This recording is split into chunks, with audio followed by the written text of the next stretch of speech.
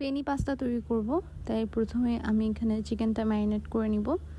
আর আমি আজকে যে ব্র্যান্ডের পাস্তাটা ইউজ করছি সেই ব্র্যান্ডের পাস্তাটা আপনারা কোথায় পাবেন তা আমি জানি না, তারপরে দেখাই দিলাম যে আমি কোনটা আজকে ইউজ করব। পেনি পাস্তাটা সেদ্ধ হতে অনেক বেশি সময় লাগে, এখানে 9-10 মিনিটের মতন সেদ্ধ হওয়ার কথা বলে দিয়েছে। মাংসটা ম্যারিনেট করব টক দই দিয়ে। ফার্স্ট আমি মাংসে টক দই দিয়ে দিয়েছি, খুব ভালো করে মাখিয়ে নিচ্ছি। এরপর একে একে এখানে আমি স্পাইসেস দিয়ে দিব।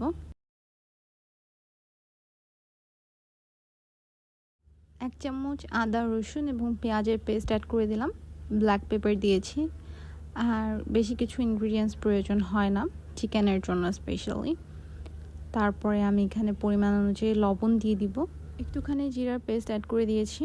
এটা জাস্ট ফ্লেভারের জন্য, একদম অপশনাল, আপনি না চাইলে না দিলেও পারেন, চাইলে আবার জিরার গুঁড়াও দিতে পারবেন। তো পাস্তার জন্য যে মাংসটা আমি অ্যাড করব সেটার ম্যারিনেশনে এতটুকু স্পাইসি যাবে, আর কোনো বেশি মশলা দেওয়ার প্রয়োজন নেই। এটাকে খুব ভালো করে মাখিয়ে আমি সাইডে সরিয়ে রাখছি। এবার ক্যাপসিকামটাকে কেটে নিব।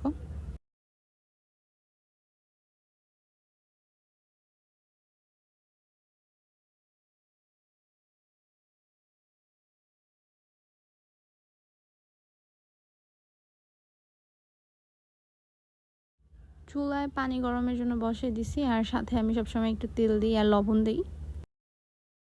তারপরে পানিটা গরম হয়ে যাওয়ার পরে আমি পাস্তাগুলো দিয়ে দিয়েছি।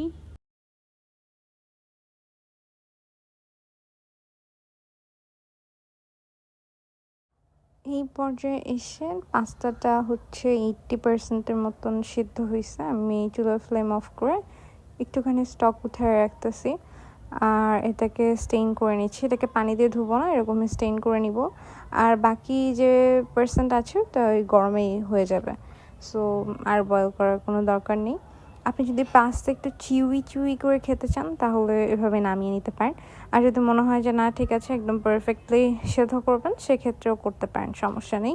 এবার পাস্তাটা রান্না করার জন্য তেলে দিয়ে দিয়েছি রসুন, আর রসুনটাকে আমি একটু লাইট ব্রাউন কালার হয়ে আসা পর্যন্ত ভেজে নিব।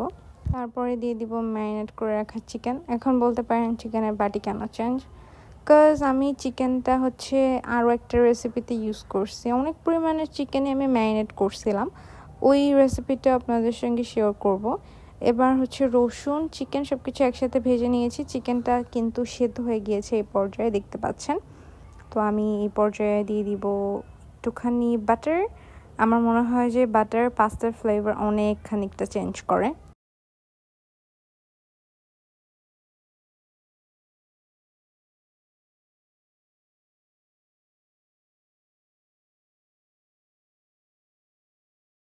বাটার দেওয়ার পরে যে একটা বিউটিফুল অ্যারোমা বের হওয়া স্টার্ট হয়েছিল, আর চিকেনটার ফ্লেভারটাই চেঞ্জ করে দিয়েছিল বাটার। আর যে কোনো রেসিপিতে যদি আপনি বিশেষ করে এই পাস্তার রেসিপি বা নুডলসের রেসিপিতে বাটার অ্যাড করেন, সেটা টেস্ট এবং ফ্লেভার দুটোই বেড়ে যায়। চিকেনটা কিন্তু অনেক আগেই সেদ্ধ হয়ে গিয়েছে, যেহেতু এটাকে আমি টক দই দিয়ে ম্যারিনেট করে রেখেছিলাম। তো পানিটা দিয়ে দিলাম, যে স্টকটা আমি উঠিয়ে রেখেছিলাম। তারপর আমি একে একে সব ধরনের স্পাইসেস দিয়ে দিব। এখানে যাচ্ছে টমেটো সস, আমি এখানে সয়া সস কোনো ধরনের ওয়েস্টার সস এগুলো ব্যবহার করি না। আপনি চাইলে সয়া সস বারবিকিউ সস যে কোনো ধরনের সস দিতে পারেন, তবে আমার কাছে মনে হয়েছে পাস্তার একটা পার্সোনাল ফ্লেভার আছে, সেটা রাখা ভালো। এবং যেহেতু চিকেনেও আমি অনেক ধরনের স্পাইসেস দিয়েছি, আর আমি এখানে ক্যাপসিকামও ইউজ করছি, সো সবগুলো ফ্লেভার একত্রে খুব বেশি ভালোভাবে এই পাস্তাটার ফ্লেভারকে বুস্ট করবে আমার মনে হয়েছে, তাই আমি অ্যাড করিনি। আপনারা চাইলে অ্যাড করতে পারেন। আমি একটু একটু করে পাস্তা দিচ্ছিলাম আর হচ্ছে নেড়েচেড়ে নিচ্ছিলাম। অবশেষে সবগুলো পাস্তা দিয়ে আমি সব কিছু একসাথে একত্রে মিক্স করে নিয়েছি।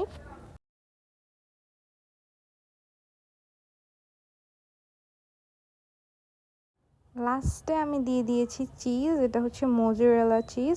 একটুখানি দিচ্ছি কারণ আমার হচ্ছে মনে হচ্ছিল বেশি দিলে একটু চিজি চিজি পাস্তা হয়ে যাবে। আমি জাস্ট একটু পাস্তায় ক্রিমিনেস আনানোর জন্যই দিছিলাম। আর উপর দিয়ে আরও কিছুটা পরিমাণ টমেটো সস দিয়ে দিচ্ছি। টমেটো সস ছাড়া পাস্তা একদমই মলিন হয়ে যায়, টমেটো সস ছাড়া পাস্তার টেস্ট একদমই পাওয়া যায় না। তো টমেটো সস দেওয়ার পরে ঠিক এরকমটা কালার এসছে। এটাকে নামিয়ে নিলাম একটা সার্ভিং বোলে।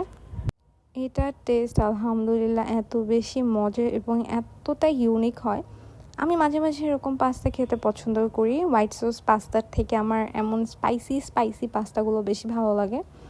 আর সাথে যদি চিকেন থাকে তাহলে তো কোনো কথাই নেই। আমি এই রেসিপিটা আপনাদের সবাইকে বলবো একবার হলেও বাড়িতে ট্রাই করেন। ট্রাই করে আমাকে জানান আপনাদের কাছে কেমন লেগেছে। আজকের মতন এতটুকুই। সবাই অনেক ভালো থাকেন, সুস্থ থাকেন। আল্লাহ হাফেজ।